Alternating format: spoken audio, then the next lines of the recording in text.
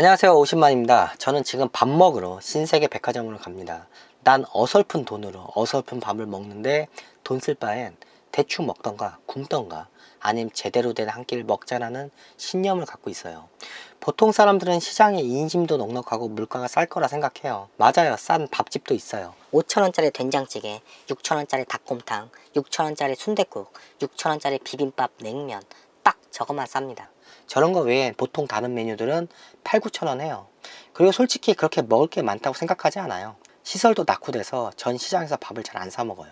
시장 내 삼겹살 가격 14,000원인데 양이 솔직히 너무 적어요. 시장에서 좀만 벗어나도 시설도 더 깔끔하고 맛도 좋고 직접 구워주면서 서비스도 좋은 고깃집이 많아요. 샐러리맨 사무실 몰려있는 사무실 근처 식당가가 제가 볼 땐 가장 가성비 좋은 식당들이 많은 것 같아요. 시장이 싸고 인심이 좋다는 말은 미디어가 만들어낸 말입니다. 돈이 잘 도는 동네는 물가가 비싸고 물건은 온라인 상권이 지금은 제일 쌉니다. 백화점 하면 뭐든지 비쌀 것 같죠? 네, 비싸요. 하지만 일반적인 음식은 가격이 시장과 큰 차이가 없는 메뉴도 많아요. 지금은 없어졌는데 백화점 내 메뉴가 9,000원, 만원 했던 한식집은 진짜 자주 갔어요.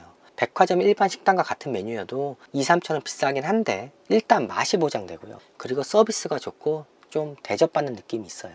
어릴 때 가난하게 살 때는 백화점을 멀리서만 봤지 들어가 본 적도 쇼핑해 본 적도 없어요. 가난하게 살 때 외곽에서 백화점을 보면 드나든 사람이 많지 않아서 곧 망하겠다는 어리석은 생각을 했습니다.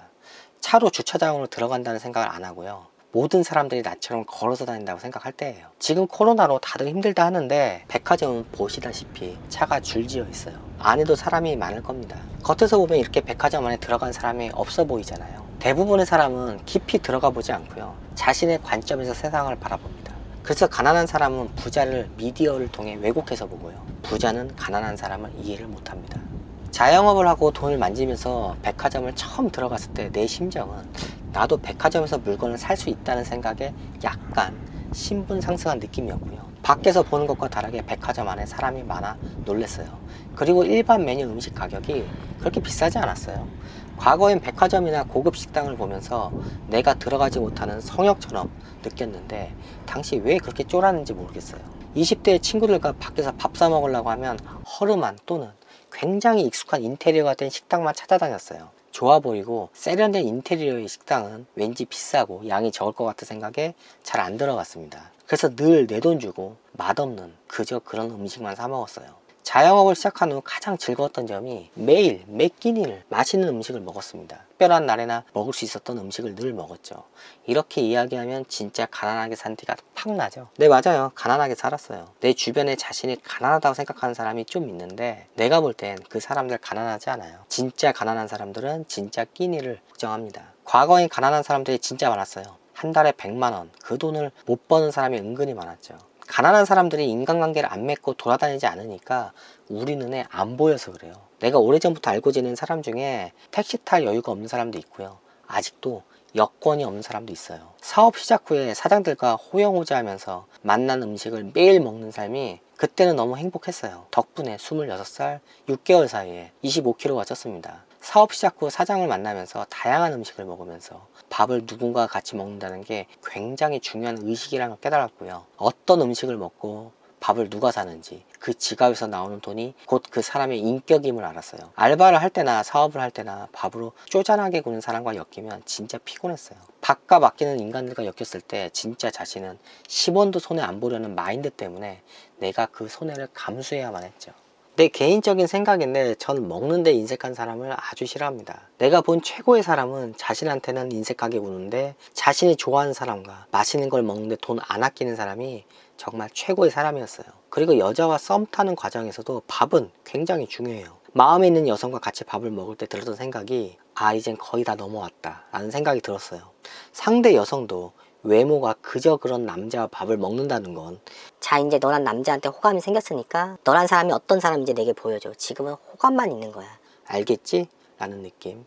아내와 연애할 때도 저녁은 늘 같이 먹었어요. 누구나 불편한 사람과 밥 먹기 힘들잖아요. 나이가 들면서 인간관계가 소홀해지는 이유 중에 밥값이 있습니다. 한국 정서상 만나자고 한 사람이 밥값을 내야 하는 경우가 많고요. 모임 중에 누군가 자꾸 계산할 때면 슬그머니 사라지는 얄미운 사람 때문에 인색하지 않은 사람도 인색해집니다. 상대가 돈이 없어도 편안함 때문에 내가 밥값을 내면서 만나는 친구도 있는데, 나이가 들면서 결혼과 비혼으로 나뉘게 되고요.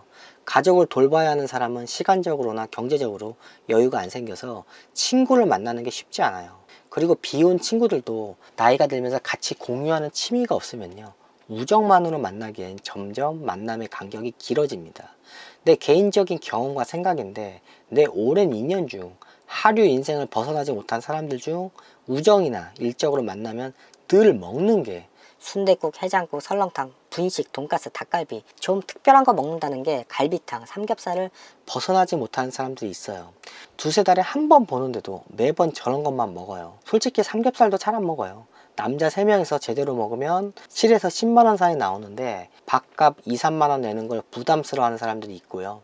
내가 맛집을 데려가서 3액이면 잘 먹고 나서 하는 얘기가, 맛은 있는데 이 돈이면 다른 거 먹는 게 낫지 않나? 라는 뉘앙스로 말합니다. 왜 꼭 저런 불필요한 말을 하면서 자신의 자존심을 지키려는지 모르겠어요. 그냥 속으로 생각하던지. 나도 언젠가부터 나와 싼 음식만을 먹는 사람과는 나도 굳이 좋은 걸 같이 나누질 않아요. 더 솔직히 얘기하면 아예 밥을 같이 안 먹어요. 별로 즐겁지가 않아요. 어차피 싼 거 먹을 거기 때문에. 그냥 커피숍 갑니다. 그것도 싼 커피숍. 현재는 아예 그냥 거의 잘 안 만나요. 대체적으로 이런 사람이 늘 가성비를 말해요. 뭘 하던 가성비를 외치고요. 자신이 똑똑한 소비를 하고 있다고 생각해요. 그냥 돈이 없어 선택할 수 있는 소비가 협소해진 건데도 말이죠. 철지나 유명 메이커를 세일해서 샀다고 자랑하지만 어디 가서 당당하게 그 옷을 입고 다니지도 못합니다. 내가 생각하는 합리적인 소비란 내가 오랜 시간 머무르고 즐기는 거엔 돈을 써야 한다고 생각해요. 비싼 게 좋은 게 아니라 내 몸과 건강을 위해서 좋은 걸 사라는 거예요. 친구 집에 놀러가면 친구가 딱딱한 의자에서 장시간 컴퓨터 게임을 하는데, 난 의자는 편한 거 사라 말하는데 친구는 돈이 아깝대요.